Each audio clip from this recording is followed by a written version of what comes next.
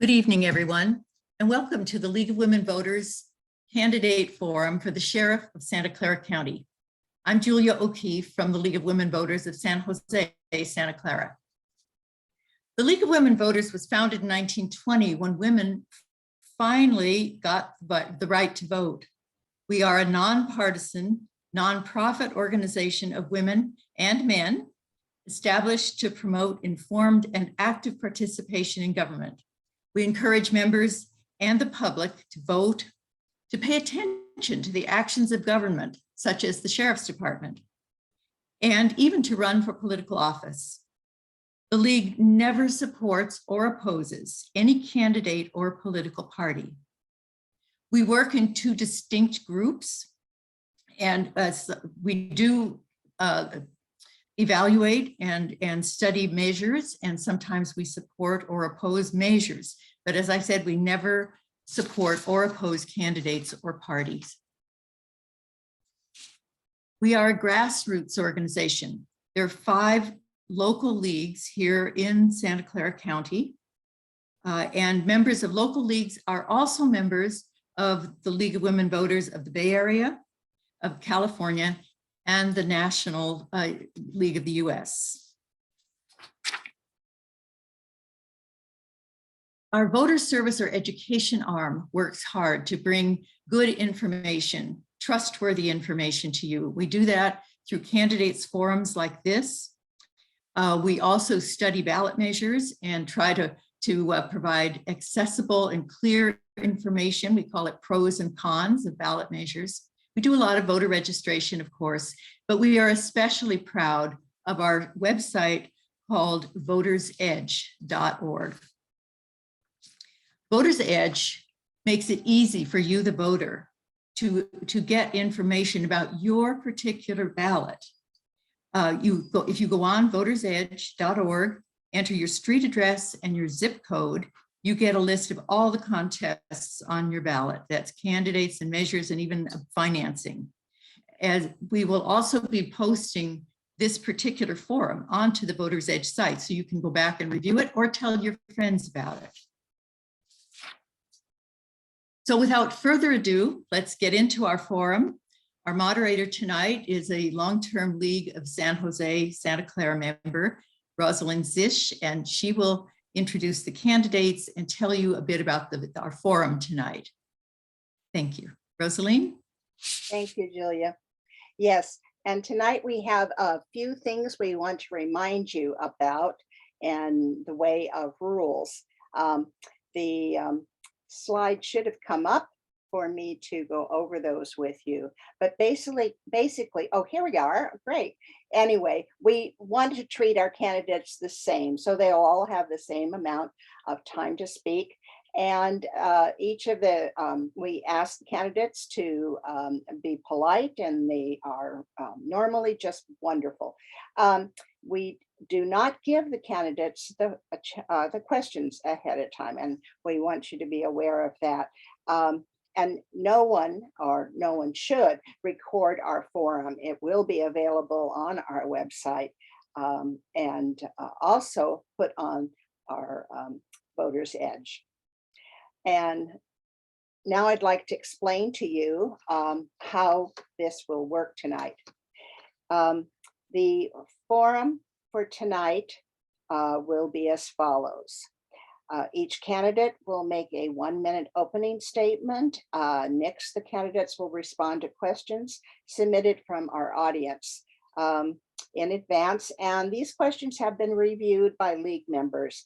The League has the final say on the questions. And the thing I want to make you aware of, if you have submitted a question and you don't hear it, it might be because of time limit or because we've combined it with a duplicate or another question that is very close to the one you asked. And we also eliminate anything that might attack a speaker. Due to time limitations, that's why some of them are not used.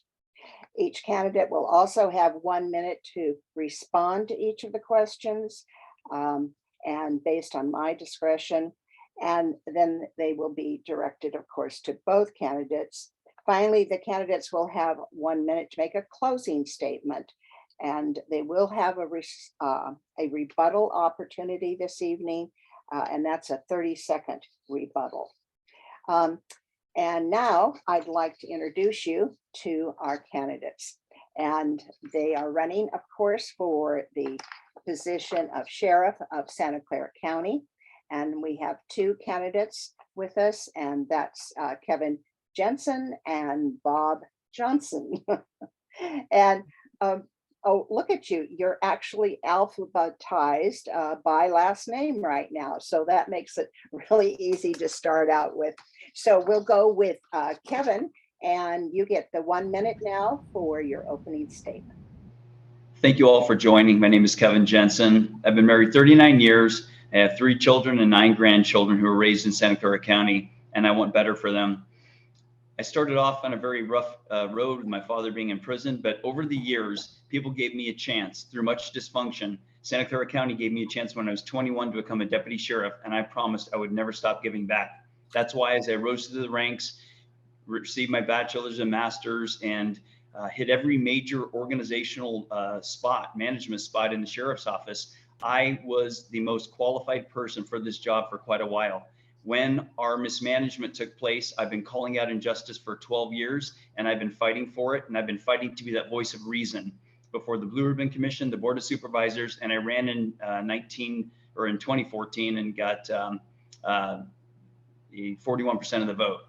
I would like your vote because I can restore. I have 97% of the employees behind me, all law enforcement, and left, right, and center with Dave Cortese, Blanca Alvarado, and others. Thank you. Thank you. And now, Bob. Johnson, thank you. You know, the reality is in a few weeks now, a voter is going to have to make the decision on which direction they want the sheriff's office to go, either to remain the same or really have the opportunity for change. And I want to convince you tonight that I'm the best candidate, most prepared candidate to address the challenges this organization is facing. I have been selected 3 times for 3 different cities to be their chief of police. And I was selected to address the specific challenges each of those organizations were facing. The city of Lancaster chose me to lead this Lancaster station through a Department of Justice review, implement a community advisory group, as well as reduce gang-related homicides and violence. And I was successful in doing that. In Menlo Park, I implemented innovative strategies that led to national awards. And for the last 4.5 years, I've led the city of Palo Alto through some of the most challenging times our profession has ever seen.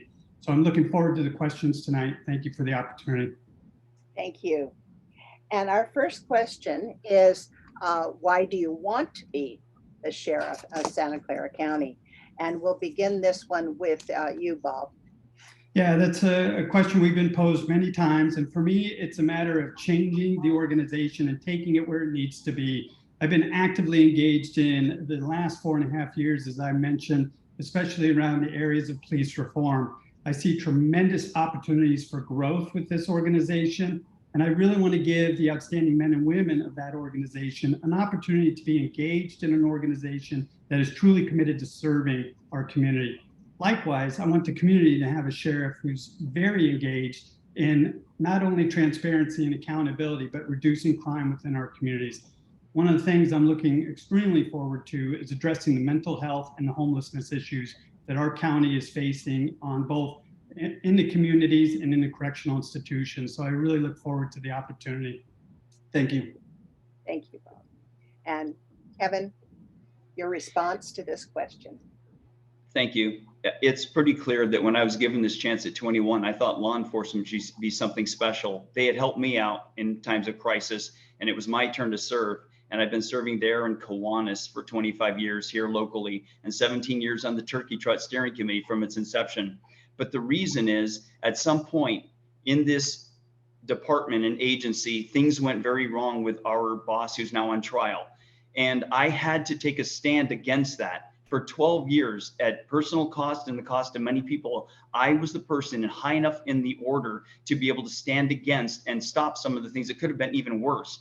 So when they have 97% of the employees backing me, every law enforcement association that backed me, so many others believe in me because I taught them ethics for 15 years in the academy. They trust me. I have the competency. I have the motivation. and I have the skill set to change things for the better. I've been fighting for it. I testified for it, and I can do it with everyone's help, and I appreciate it.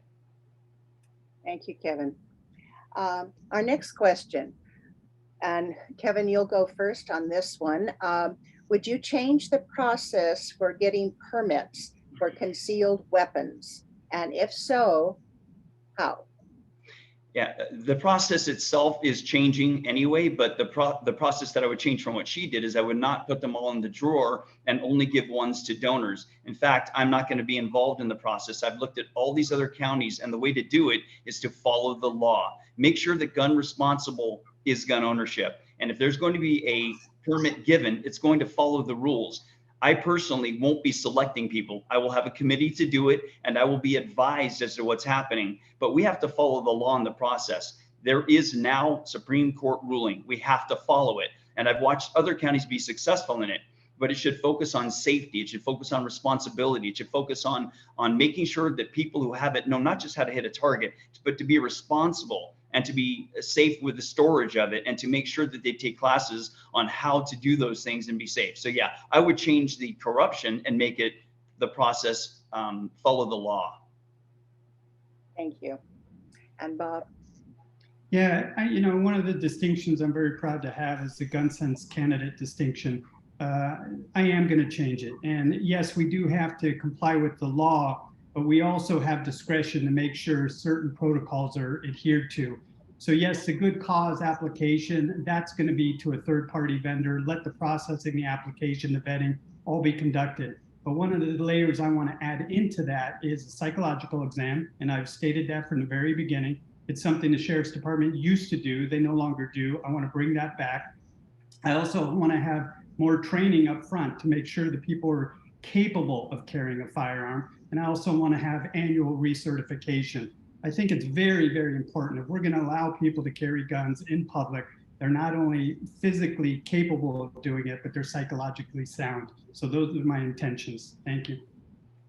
Thank you, Bob. Our next question, would you describe your approach to civilian oversight of the Sheriff's Department? And how would you describe this approach? And Bob, you're first on this one. Yeah, civilian oversight, independent auditor is something I've had at 2 of my 3 commands. I had it in Los Angeles while I was the captain, chief of police in the city of Lancaster with the Office of Independent Review. And I also have independent auditor at Palo Alto. So I'm very familiar with the process. It's a process I will open on day 1. It's something that I think needs to move forward. It's been a very contentious relationship for the last 3 years. And even with their most recent review, they're still being criticized, the Sheriff's Office, for not allowing access to simple and docs. So I want to do it from day 1. And the other thing that I've done in all 3 commands that I'll be doing for the Sheriff's Office is I've implemented community advisory groups, as I mentioned in my opening. And I plan on doing that for the Sheriff's Office as well. And that'll be made up of residents and business owners from each of the communities that we have contracts with. Thank you, Bob. Kevin, your response on this one. Thank you. I have a track record for 12 years of speaking before the Board of Supervisors, the Blue Ribbon Commission on the jails, where I actually sat down with the chair and helped her get people to testify. I was part of those recommendations that went out because I supplied the people who were too scared to talk to find a safe venue to do it. They didn't want to walk across the street to the Board of Supervisors. We have to be transparent. Law enforcement, me working internal affairs for 2 years, we understand that in every organization, there's a group of people. People try to say that 99% of all cops are good or all cops are bad. That's not true. Every organization has people that need to be better led, better trained, and some need to leave the profession. But we need to work with the people who are going to do the oversight so that we can be held accountable too. I've stood for it from the beginning, and I've got a track record of speaking before the board, the Blue Ribbon Commission, and I will continue to do that and be as transparent as they expect us to be. Thank you, Kevin.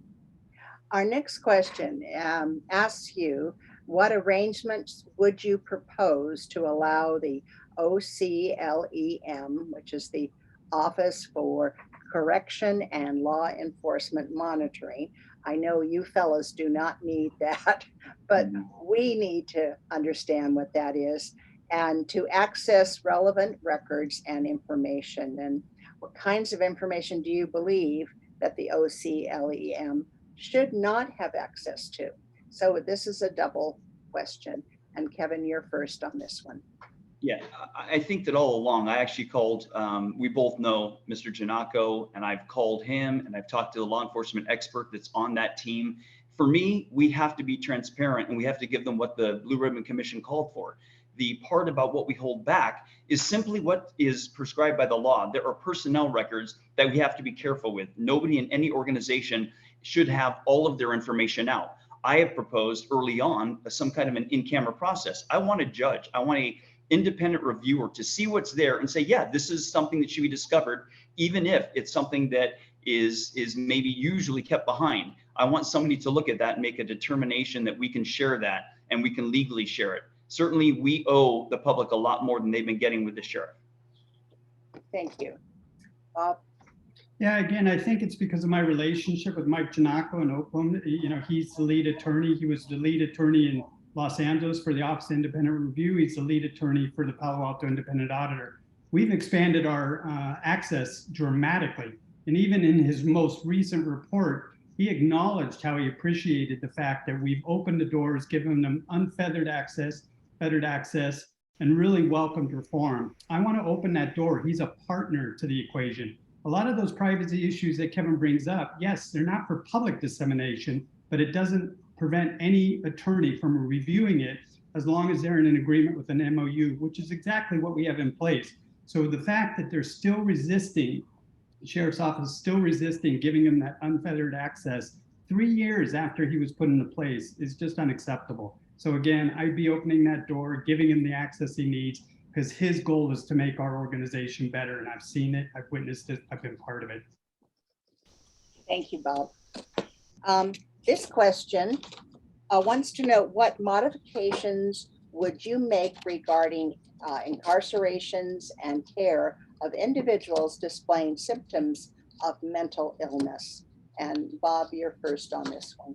Yeah, that's something I've been speaking to since the beginning of entering this campaign. It's something we really need to work harder at. It's one of the things the consent decree is really imploring us to get better at in the sheriff's office. And it's one of the things I want to address from day one. One of the things I think we can do, because it's going to take years before we get a new facility built, we really need to create the access to care, that continuum of care for people who need the help when they need it. One of the proposals I've been talking about is really increasing the intern programs, partnering with our educational institutions, creating a ratio of 5 interns for every trained clinician. That way we would have dramatic increase in access to care. They could do the screening, the evaluations, and at least give them that point of entry. I think it's something that's needed and it's something we have to do. Thank you, Bob. Kevin, your response on that one. Thank you. We had a national model on the 8th floor when I was there, and then the jails were taken away in 2010 by the current sheriff, and things got horrendous. And I begged not to. I spoke for the board that this would not happen. And Liz Niss actually agreed with me, and the rest did it, and the rest is history. And it's unfortunate. But I believe right now what we need to do is understand that there is such a range of mental illness, and it's not just in the jails.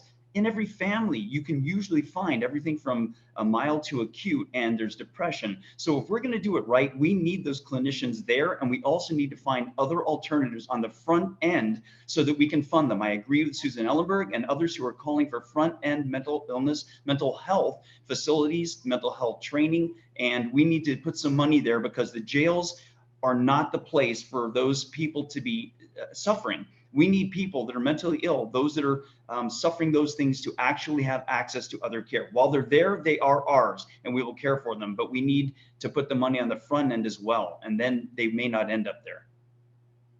Thank you, Kevin.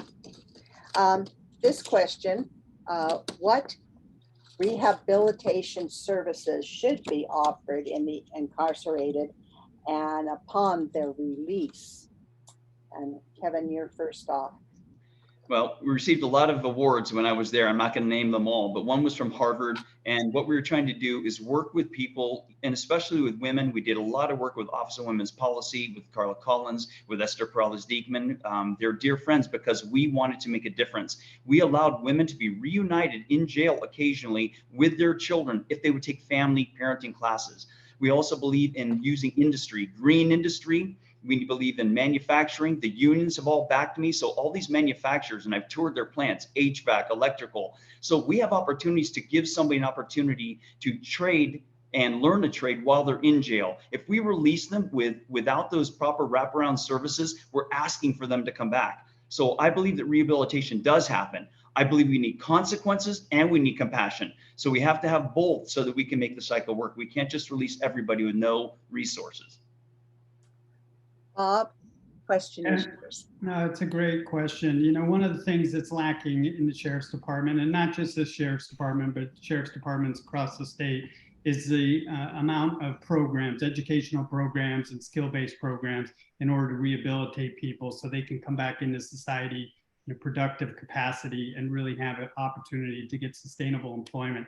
So I've already had several meetings with the program, sheriff's programs unit, what they want to do. They're offering half the programs they once were. We really need to build that up. Going back to my comment earlier, partnering with our educational institutions, as well as some of the green workforce industries to really build up. Because for this area, and especially with the Inflation Reduction Act, there's going to be a tremendous amount of money dedicated to solar. We can get those workforce industries into the jails, train the people so they become certified and they can have access to sustainable employment upon release. So very important mission ahead.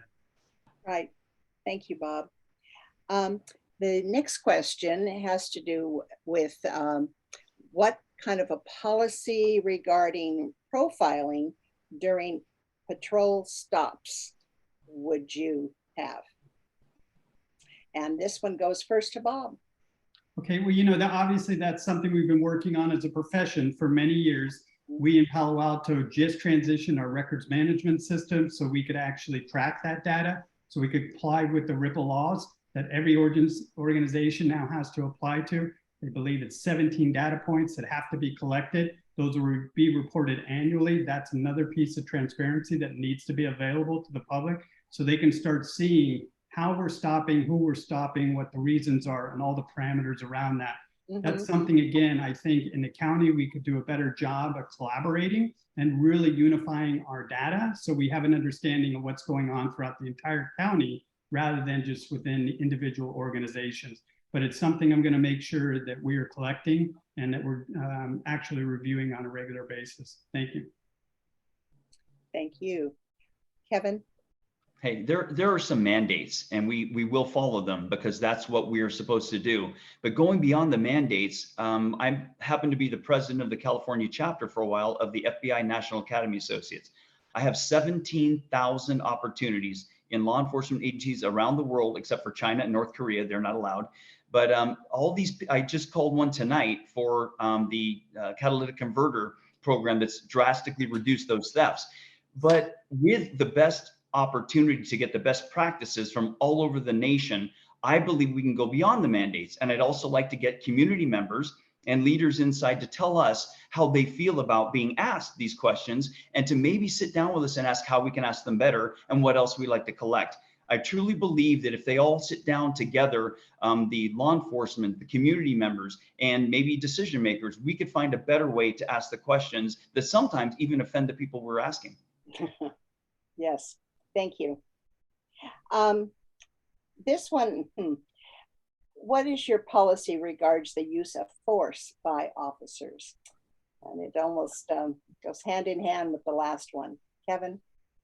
Yeah, the use of force policies are strictly followed in each agency and they change. We do use a Lexipol system. We try to use best practices all over the place, but there's a continuum of force and it changes slightly from case to case. I've always believed, and I'm sure Bob will agree, that the least amount of force necessary to effect the arrest is the way to go. Within that continuum, there are options. We want to use options that are understood, that are accepted by the public, and that are tools that keep our officers and civilians safe.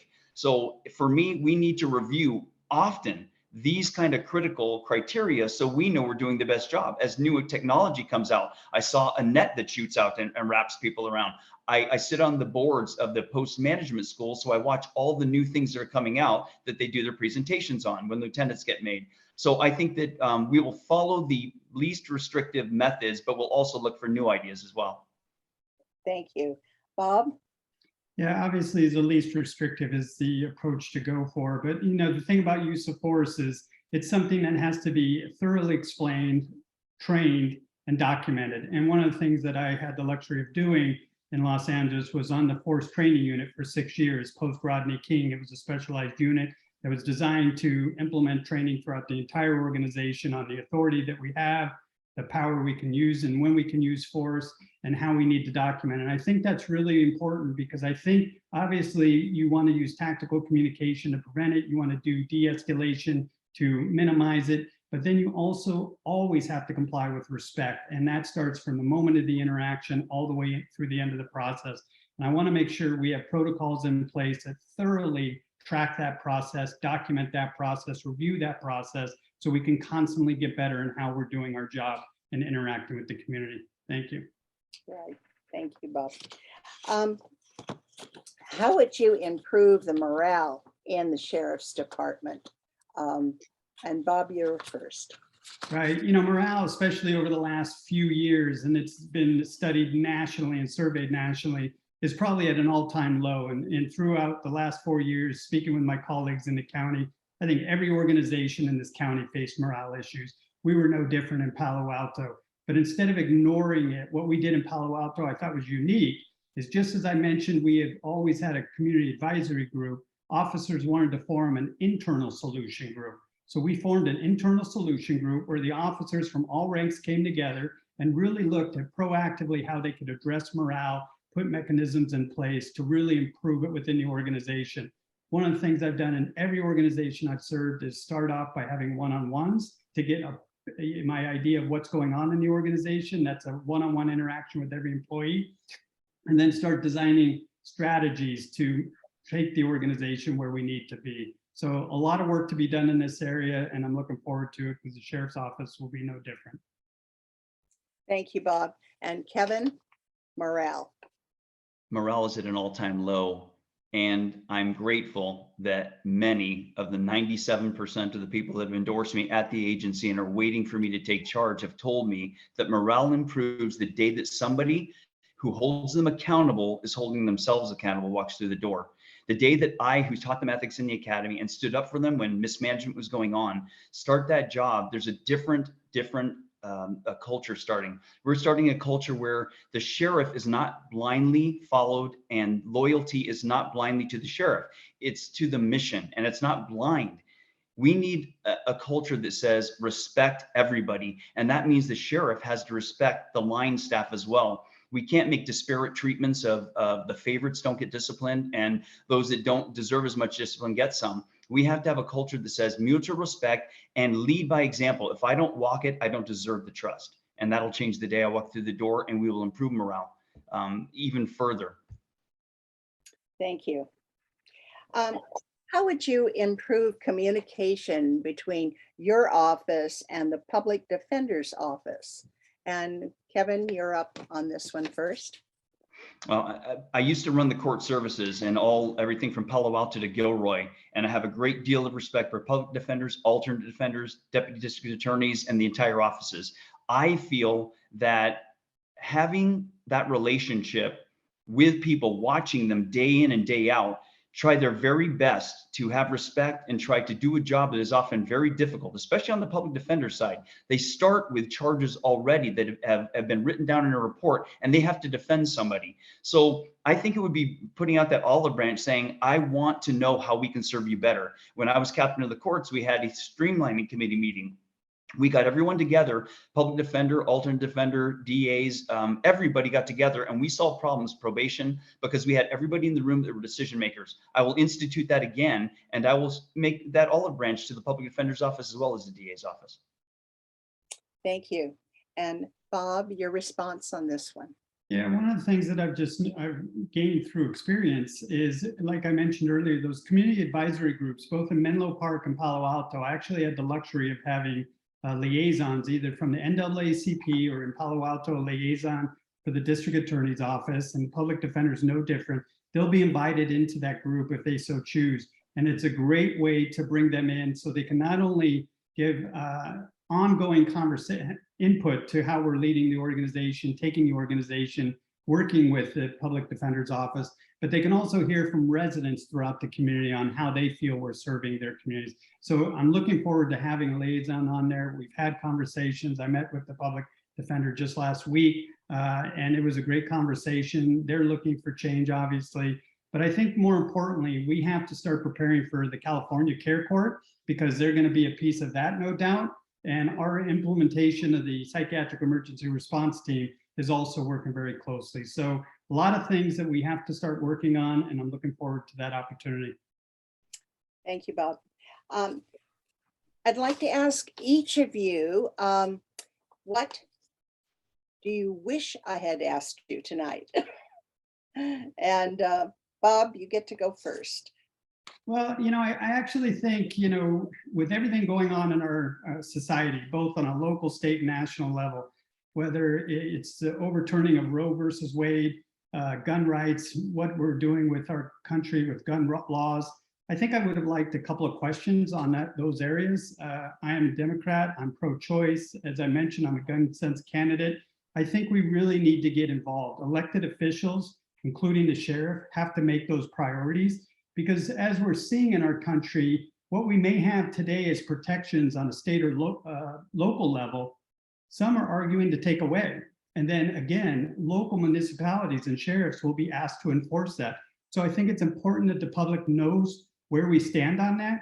Because just as we saw a few years ago with immigration, on a national level, it could become a local level. So again, I'm very proud of the positions I have, and I've stated those publicly. Thank you, Bob. Kevin, how about you? What do you wish I had asked you? I guess for both of us, it would be, why do your endorsers believe in you so strongly? And for me, they have watched in any organization that you have all been in, or we've been in, or any group where you've had to come against authority because they were misusing it, where you've had to stand up and take the whacks, where you've been transferred all the way to San Francisco, like I was, where you have received disparate treatment and somebody has tried to literally end your job. I did that because I was given a chance. My father in prison, my wife's father was in prison, and we wanted a better life. I don't want a department that doesn't stand up for what is right. And that means sometimes you have to take on the boss. And when you do, you pay for it for many years. And so do the friends of mine. So people on the left and the right, Democrat, Republican, all those people are endorsing me because they know I've been there, I've fought through the trenches, and I'm the most experienced in every area of that jail and sheriff's office. So thank you. That's the question it would be. And I'm proud to be endorsed by them. Thank you. Both of those were very interesting, gentlemen. We're just about at the end of our time together, and you're each going to get 1 minute to do a closing. And I'm just checking with our timer. Am I right, timer? Am I getting a nod? Right. We tried to coordinate our watches beforehand. So you each have a full minute again to address whatever you would like in your closing. And Kevin, you're first this time. Thank you. I am honored to receive so much positive energy from people that want to see change. I'm honored with the relationships I've made over 37 years in this area, not just in law enforcement where I rose all the way to the top, but also the public, the nonprofits, which I've run locally and nationally. I believe in life for service because out of pain, if you don't make something positive, you've wasted an opportunity and you carry that with you. There are opportunities here in this county, and I hope that I am the one to be able to go in and right some wrongs with the help of so many other people and all of the partners, the chiefs that I've been friends with through the FBI National Academy, through the Chiefs Association. There are a lot of people that are hurting in this county, and I think that they all need respect. They need to know that somebody like me came from nothing, from a trailer outside of prison, and somebody like my wife came from a Hispanic family where she wasn't even allowed to speak Spanish because of how her dad was bullied. We can make it better for everybody with the right person in the job. And I hope that I'm that person. I hope that I get your vote, and I appreciate the time tonight. Thank you, everyone. Thank you. And Bob? Thank you. As I mentioned at the beginning, the Santa Clara Sheriff's Office needs a leader that's equipped and prepared to face the challenges it's confronting. I have led 2 very engaged Bay Area police departments during the past 10 years as a chief, while my opponent has been retired. I know what can be accomplished during my first term, because I've been doing it. In 4 years, I led Menlo Park to more officers than they had when I began. I addressed crime. I enhanced community relations. In the last 4 years, as I mentioned, some of the most challenging times in our profession, I've led an organization through, and while reducing crime in the last 3 years. I have a proven record of using innovative approaches to keeping communities safe, holding people accountable, and enacting much needed reform. The Mercury News summed it up brilliantly. Bob Jonsen is the candidate who can bring change. He's the most qualified, and I hope I can have your vote in November. Thank you. Kevin, did you want to take advantage of your 30 seconds of rebuttal? I do. Many know that retirement is a funny word. I worked harder teaching people locally here, managers, lieutenants at the post management class, serving on nonprofits still here locally, and being a mentor to the people working on the Blue Ribbon Commission. So I've served here through every bit of that retirement, and I probably served more hours than most people. So I would just say that while there was a poke there, I just want people to know that I'll never stop serving. I'm still on boards. Next Door Solution to Domestic Violence was my last one. So I will continue to serve whether I'm retired or not, and I do hope for your vote. Thank you, Kevin. Bob, you're entitled to 30 seconds if you would like.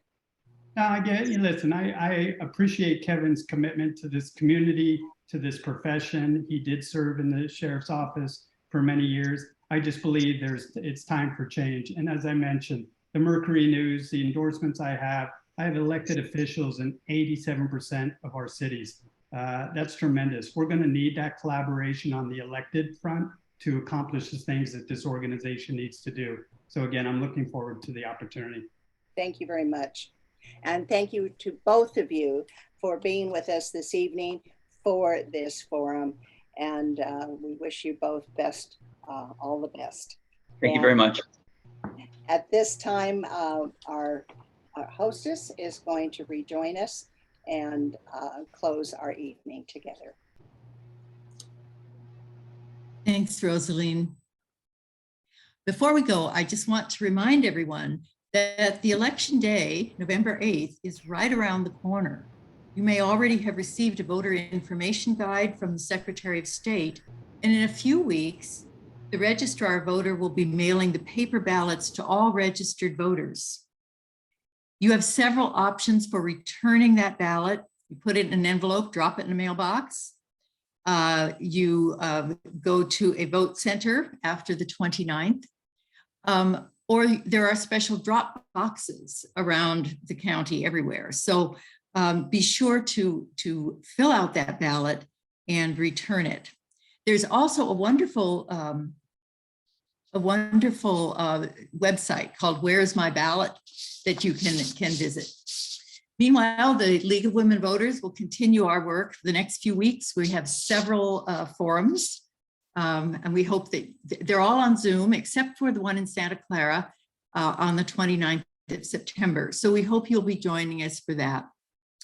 And once again, I just wanted to say, democracy is not a spectator sport. We must work